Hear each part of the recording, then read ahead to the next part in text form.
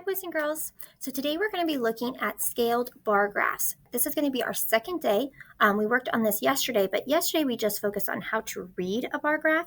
Today we're going to talk about how we can create a bar graph and create the scale to be able to understand it. First, though, I want you to look here at this math message, and I want you to try it out on your own. What scale should she use for this data set? Okay, this is in your notebook, so if you'd rather do it in there and send me a picture, you can do that. Or you can just work it out on here on this slide.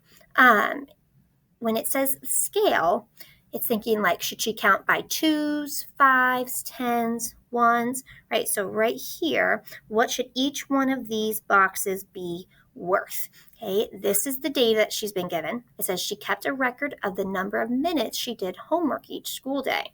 So on Monday, she did that amount, Tuesday, Wednesday, Thursday, Friday. So she wants to be able to create that bar graph here, right? If you do ones, right? If you do 1, 2, 3, 4, 5, are there only 5 minutes each day?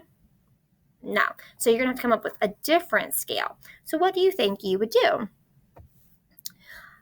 I'm then going to show you, after you practice that, I will come back and show my model in a minute. But right now we're going to talk about how we can create a bar graph based on the data from a tally chart.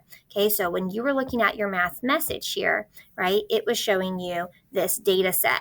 Okay, today we're also going to look at tally charts. Okay, and we talked a little about what those are. So we're going to do a little review of that. And our new learning is the scale part, like how can I make this scale and it makes sense. Okay, so I'm going to model that for you and then you're going to get to practice it. All right, so a tally chart, remember, is where you have these little tallies. Remember that little line? What does that mean again if it has that line going across? Yep, that means that there's 5, right? That means 5. It's like a little picture with the tallies, okay? And then you can turn that into a bar graph. Remember, your bar graph can go this way or it can go up and down like that, okay? And it measures. So if you look at this graph, this scale is by ones because it says 0, 1, 2, 3.